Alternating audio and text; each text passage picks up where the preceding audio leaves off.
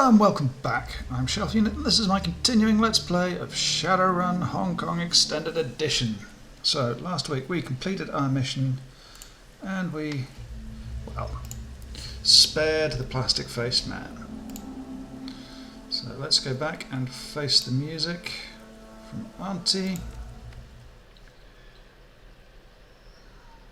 And we'll see how this rolls out. The trip from ship May back to Hayoi is quiet as you process the information revealed by the plastic-faced man. Prosperity is a name. Two names, actually. One is a secret project Raymond was working on before he left for Seattle. The other is the corporate headquarters of Sang Mechanical Services. And Prosperity Tower is where Raymond Black is being held, alive. It's also where his memory is in the process of being reprogrammed by his mother, and time is ticking. The plastic-faced man proves surprisingly amenable and quite useful. Perhaps that's why you let him go. Your next stop is Guide Cheng. She'll want to hear this, although you may leave out the part about letting him go. Well, we'll see.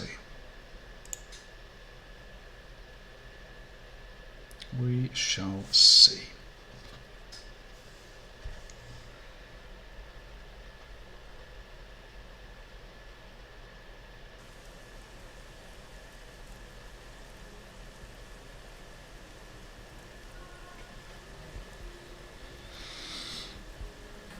Eventually, when it decides to sort of appear, we've gained 10 karma. You step out of the MTR station and into the balmy night air. An impenetrable wall of clouds, heavy with intermittent rain, is blown in from the south. It covers the stars and causes them to wink out one by one.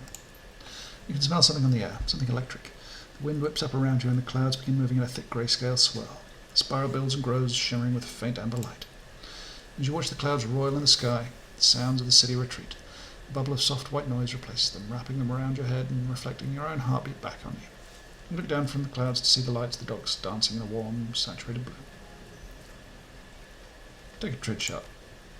And you raise your wrist to capture the view with your PDA's built-in camera. The image swims into focus against the machine on the machine's tiny screen as the camera's lens adjusts the light. And that's when the first twinge tickles your chest and lets you know that something's coming. Now, lady, you feel an incredible tightness in your chest. It feels like your heart is being crushed under the foot of a giant. Your vision goes grey and your sense of balance disappears. Gradually, blood rushes in to refill the organ, inflating it like a balloon. You gasp for air, but it doesn't come. Your breath shallows out, thins, makes you gasp like a suffocating fish. Your chest contracts again as you struggle to take in a breath. You stumble forward and every cell in your body seems to vibrate. The energy thrums inside of you, pulsating, binding to an unbearable crescendo, and then you're on the other side of it. You find yourself staring at a familiar courtyard. The walled city. You're back in the walled city, just like in your dreams. You can taste the stench of the place, mildew plaster and wet dog stink of the slum. But the crumbling facades of the tenement buildings lean into one another above you, closing in on either side and creating a narrow walkway. Just like in your dreams, there's nowhere else to go, nowhere but forward and down the path ahead. You let your legs carry you forward. You feel a creeping sense of certainty at the back of your mind, and it tells you you've taken this same walk hundreds of times before. A sense of claustrophobia mounts and builds with every step you take. It feels like you're worming your way forward down a long, dark tunnel. The humidity of the place sticks to your skin. As you proceed deeper into the walled city, a low rumble fills the air. The noise of enormous gears in motion. You feel hollow, empty, and with every step you take, you feel that emptiness growing, an unbearable yearning like any hunger you've ever known. You continue walking just as you always have, just as you were meant to. And from the distance, an alien silhouette beckons to you. It's her, a tall, slender thing from your dreams, the elusive figure you've always been moving towards but can never quite reach. A crowd of locals lines the path ahead, kneeling in supplication, like emaciated, all skin and bones, clothed to head to toe in dirty rags. Let's examine them. You stare at the nearest of the kneeling figures, a wiry man in his late 20s, looks eyes at you, slowly his mouth yawns open. The man has no teeth. They've been pulled, and recently from the looks of it, his gums are a bloody pitted mess. As you stare into the black void of his mouth, his tongue comes lolling out. It looks like it was caught in an industrial accident, a swollen, twisted slab of meat. The corners of the young man's mouth twitch upward into a ghastly smile. What happened to you? The man with the ruined tongue doesn't respond. He kneels in silence, staring as your feet carry you past him. Seconds later, he fades from view. Your legs carry you deeper and deeper into the beating heart of the tenement. If you haven't reached the centre yet, you must be close. It's incredibly hot and humid in here. The sweat rolls down your body in sheets. Your thoughts go hazy with the heat, and a dim sense of unease takes root in the pit of your stomach. focus on it. You try to concentrate on the unease that you're feeling, but you find it impossible to focus. The omnipresent sound of grinding gears isn't helping. Looking up, you can see where the noise is coming from. A hatch, the same door that you saw in your nightmare back when all this began. Markings on the door are legible now, a single word in faded yellow paint. Prosperity. Suddenly, and possibly, the alien figure that you've been moving towards is standing right in front of you. At the same time, your vision finally clears, and ice water runs through your veins. The walled city isn't a slum at all. It's an enormous gaping maw, and the buildings are a forest of crooked teeth. The thing reaches for you with inhuman speed and grace. It plunges fingers of polished ivory into your mouth. Slowly, terribly, it begins to wrench your jaw open. You can feel your teeth splinter and break, and then you wake up. Rough fingers on your shoulders snap you back into reality. A hand clenches into a vice-like grip and yanks you backward off your feet. You come crashing down to the floor of the Hayo MTR station. You feel a rush of wind just in front of you. A passing train. What is wrong with you, Rain? Strangler Bow eyes you coolly. Auntie Chung's lost too many runners already. Besides, there are cleaner ways to end your life than jumping in front of a train. It wasn't a suicide attempt, arsehole. It was an magical attack. He grunts, turns his back on you. Whatever. Now get up and get back to that floating wreck that you sleep in. Okay, we're going another 3.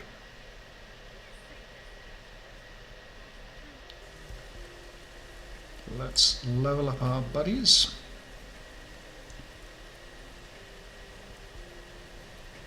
Interesting. I'm going to get her a all-consuming spirit.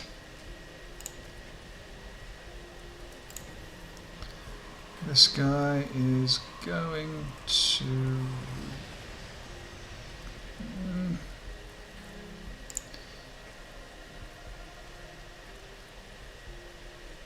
It's not really that good.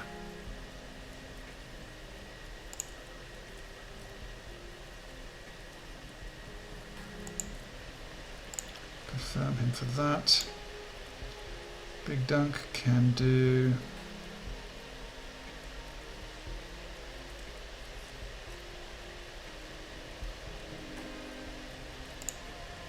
that. I want him to be able to throw back grenades.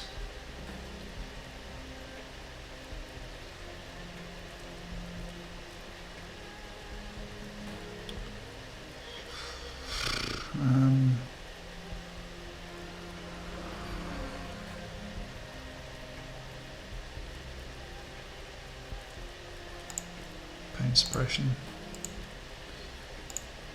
Got what we've done, him we've done, him we've done, confirm all, exit.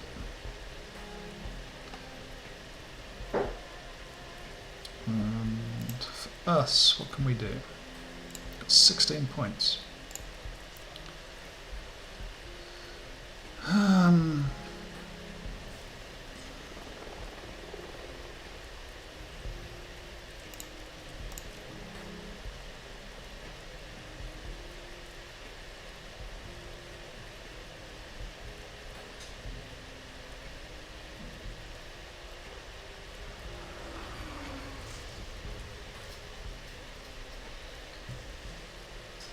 What do we do?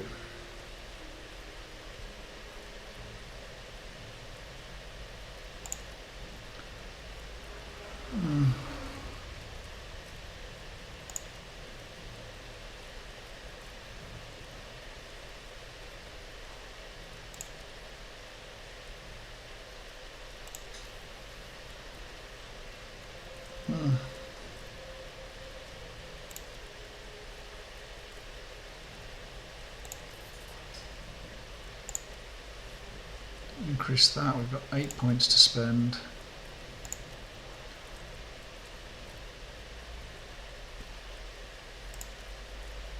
So let's take an additional point of rifle. So we've got a lot of points now. And that, let's talk to this guy. Why not? Pair of dead-eyed transients lean against the abandoned car, their shoulders slumped. Part of overstuffed bags lie in a heap on the sidewalk, spilling into the rain-choked gutter. The smaller of the pair looks down, notices that his bags are getting soaked and does nothing. Seems like he's too exhausted to care. Short of the transient slowly lifts his attention to you. His voice comes out hollow and empty. "You're one of Cheng's." It isn't a question. "Lady Cheng doesn't own me. Lucky you there. You can leave." He nods his head towards the highway gates and the open road beyond. "That's what we're doing, getting the hell out of here while we still can. If you're smart, you'll follow us. Everyone with half a brain's getting out of this place." "Well, I guess I've got less than half a brain. Your funeral, nothing can fix what's coming for the walled city, and Hayway is way too close to that place for comfort." "Hearing the dreams too?" "Just like when we were kids and we heard the stories of Yama kings." Two exchanged glances, but they weren't just dreams this time. They were signs, warnings. "Can you tell me about Yama kings?" "Just what my grandfather told me. Respect ghosts and gods, but keep away from them." He stoops to begin pulling his bags off the sidewalk and out of the gutter. "Come on, Shen. It's time to go."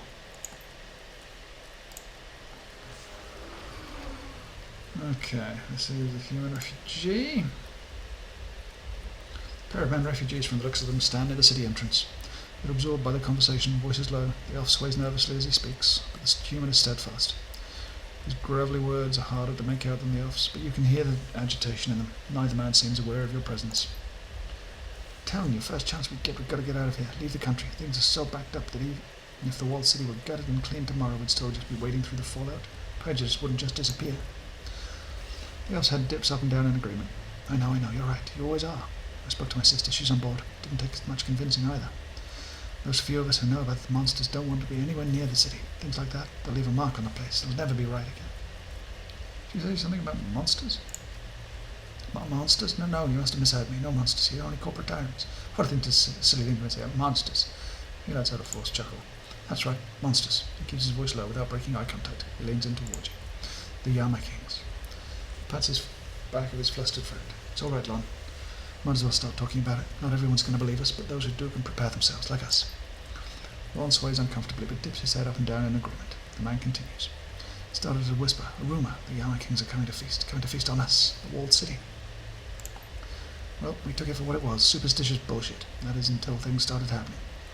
Now, the walled city's always been its own kind of hell, but these last few months, somehow, things started getting worse.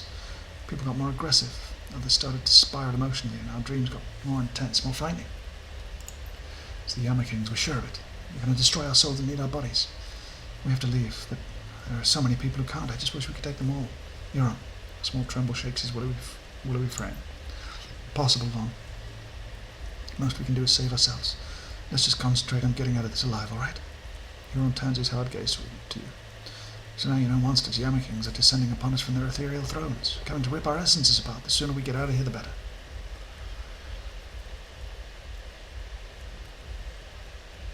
"And do what you think's best. If leaving this place behind puts your mind at ease, go for it." "Thanks, stranger." Okay, let's head home.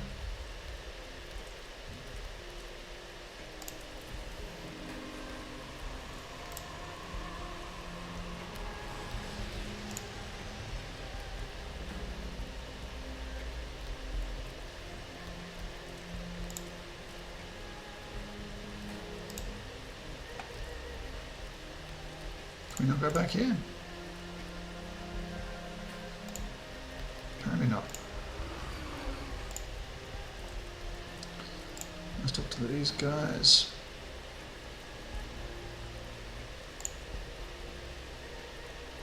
Jin frowns. "Look who's back. Why don't you go egg a car or something and leave us alone?" I, for one, enjoys Rain's visits. The hint of a smile touches Lau's lips as Jin grumbles to himself. "How can we help you?" "Gotta run. See ya." Okay, can't be bothered with that.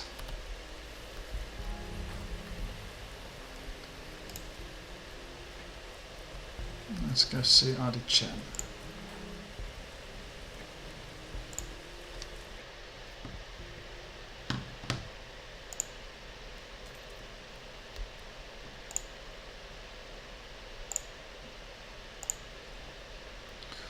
Walk through the mahjong parlour is punctuated by the tantalising smell of coconut and fried confection. Your crew surrounds kindly Chen, watching uncomfortably as she peels small egg-shaped delicacies from a waffle-like pastry and pops them into her mouth. Each time she does, her eyes close in ecstasy and a soft sound comes from her throat. "There you are, Ray. Your crew here tells me that you were able to locate and interrogate the plastic-faced man." The straw sandal's eyes narrow, and the rusty voice takes on a jagged edge. "They haven't told me his current disposition, however. I assume everything went as I instructed." We managed to extract valuable information from him. Her eyes remain narrow. So he's dead? Not exactly. She shakes her head slowly in feigned remorse. Don't make me pull things out of your brain. Once I start, I'll find it hard to stop. I'm sorry, Addie. I'll let him go. Candy Cheng folds her hands and her face becomes perfectly still. 10 seconds go by. When she speaks again, her voice is calm. I thought I was clear that I wanted him dead. You were clear, Candy. He was accommodating and I chose to reward him for it. Her stiff eyebrows rise. You better have been pretty damn accommodating for you to disobey me. She pops an egg pastry into her mouth. I trust you got something useful out of him? We got plenty. Wu sounds eager. He gave us a data dump on everything he knew about Prosperity Tower. First-hand info. Josephine's headquarters? She rubs her nose, considering. That could be useful, I suppose. What do you intend on doing with it? We're going to rescue Raymond. He's alive, Auntie, just as I said he was. Josephine's holding him in there. She's doing something to his brain. Something to his brain? She takes another bite of her pastry. What is that old bitch up to now? Based on the memory that Mr. Plastic showed us, it looks like she's trying to rewire her son's memories, using something called ASSIST, Artificial Sensory Introduction Systems Technology. It allows the user to record, process, and feed synthetic sensory input into the brain. Like a SimSense chip. Yes, Auntie, it's the technology that led to SimSense. It's also what allowed Deckers to enter the Matrix and grant riggers a neural connection to their drones. An expert assist technician could alter someone's personality, memory, even identity. Guessing experts like that don't grow on trees. Definitely not. Changing someone's memories require a world-class expert in assist and a massive amount of computing power. I'm not sure exactly what they're doing to him, but I'm guessing that his mom wants him to forget something, or to remember it differently maybe. What do we know about Prosperity Tower?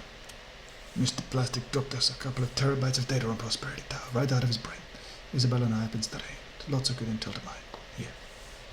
He looks at the rest of the group, just what we need to take the run at the place and hope to get out alive. There is no gobbet. How do we make our approach? Fortunately, Prosperity Tower is one of Sank's lower security locations. It's mostly administrative, marketing, that sort of thing. And that's good. Kindly turns to her enforcer. Mr. Bao, give the runners those old Sank security passes you used on that hijacking last year. Yes, Mrs. J.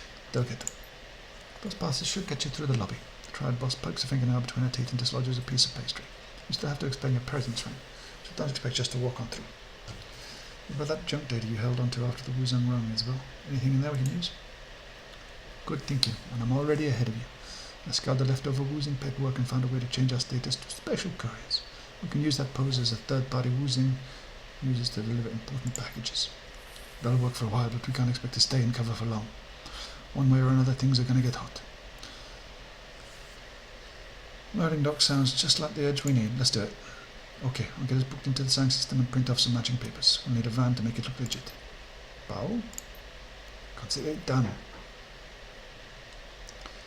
Talk to me about the security setup. How do we get to Raymond? Key to this operation are the 3 security stations located on different floors. Matrix systems in these security stations are the command and control hubs for the entire building's security. As such, they're the best place to find out where Raymond Black is being held. And that's all we got on... we have got Gobbet. Somewhere. That's all we got on this location? All we know is that he's being held somewhere called Lab 12. But where that is or how to get there is something we need to figure out on site. If things go hostile, the best thing to do is to get an alarm panel or matrix security node and shut things down. If we notice, we'll have a brief window to cut the link to the alarm system. If we do that, it'll isolate the whole floor from the security system. The rest of the building won't know what's happening there. If the alarm goes off and we can cut the link to the alarm system, we can spoof the system. Tell it we've moved to another location. That might work once or twice, but if we spoof too many alarms, they'll figure it out. What about guards? Quality? Training? Standard corp security for the most part, but Sang has a rapid response squad for high priority events. That'll be us. Is cover right? You think an intrusion into Lab 12 would qualify as a high priority event? Judging by the way Grandma Sang took out Carter, Gutshot and Nightjar, I'd say she isn't interested in anyone getting near her son. Expect to face Sang's elite security once we find him. How long is this brief window to cut the alarm? Maybe 30 seconds, maybe less if the network isn't cluttered with traffic. If there's a failsafe so security doesn't stampede all over the building if a janitor gets too close to a door. What else do we have on the security stations themselves? Staffing, weaknesses. One thing worth mentioning. Isabel looks over the wood. The only way into a security station is with a key card, and the guards on each floor carry a card to the station on that floor. So we can get a card by ticking them out there, but there may be other ways of getting key cards. Will crosses his arms, crosses his chest. Like I said, security stations are the key to this operation. They provide multiple opportunities to exploit the system and determine how to approach the rest of our incursion. Security stations are high priority targets. Check. We want to take them fast before they have a chance to respond. Which station do we hit first? Little deck bursts her lips. No way to know. We'll need to take one of them and use it to determine our next step. It's like we have directions to go find a map. That's all I need to know about security. And let's hope it's enough to give us an edge. How do we stop this assist thing from rewiring Raymond?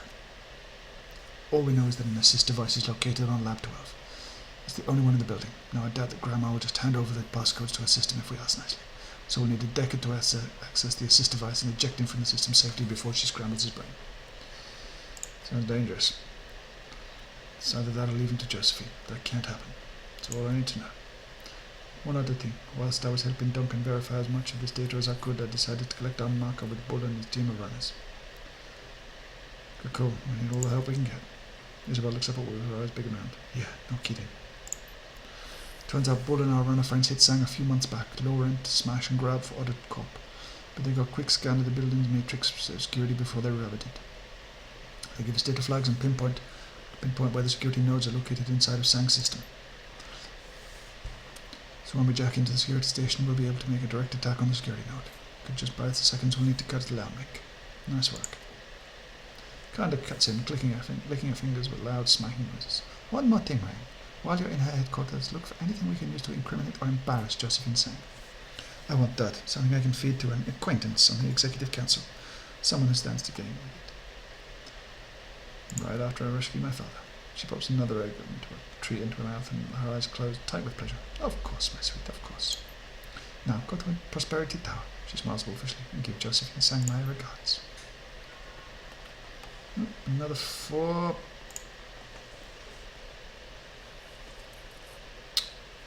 Karma. Can we go back to the ship now? We can. Let's quickly pop in there.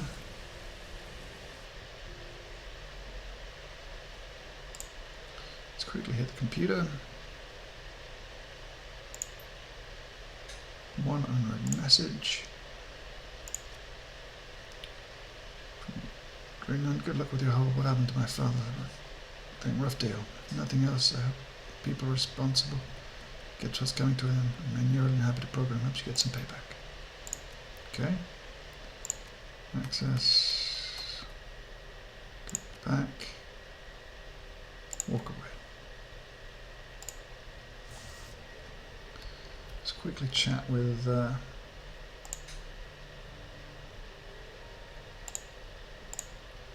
Big Dunk. Bum. Find Bruce sitting on bed and staring at the floor. When he comes into his cabin, he rubs his head up and back, occasionally stopping to softly bounce his palm against his forehead. When he notices you, he closes his eyes and shakes his head. Not in the mood to talk right now. Gotta wrap my brain around this Edward Sang thing. Tough finding out Raymond isn't who we thought he was. Yeah, that's pretty much what I was thinking. 16 years. We lived with him 16 years and we never knew the man. 16 motherfucking years. I just gotta think. Work through this. Okay.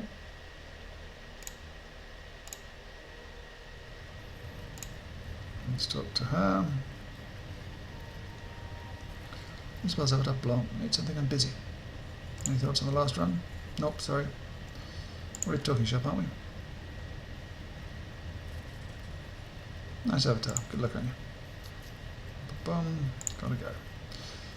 Yeah, she's got no interest in talking to us. I'm not really sure how we can do any quests with her. Talk to Gubby. Stepping into Gobbett's cabin, you find her crouching on the floor. She appears to be midway through a valiant struggle against an enormous pastry. Her cheeks bulge out like a chipmunk's, and wispy threads of pork floss hang from her crumb-speckled lips. She glances up at you, her eyes wide with alarm.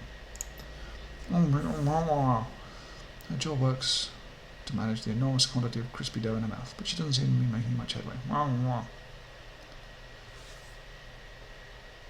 No, between the two of you, my money's on the pastry. She struggles to move her jaw, but her mouth is stuffed too full for her to make much headway. She gestures feebly towards a picture of water on the ground near her feet.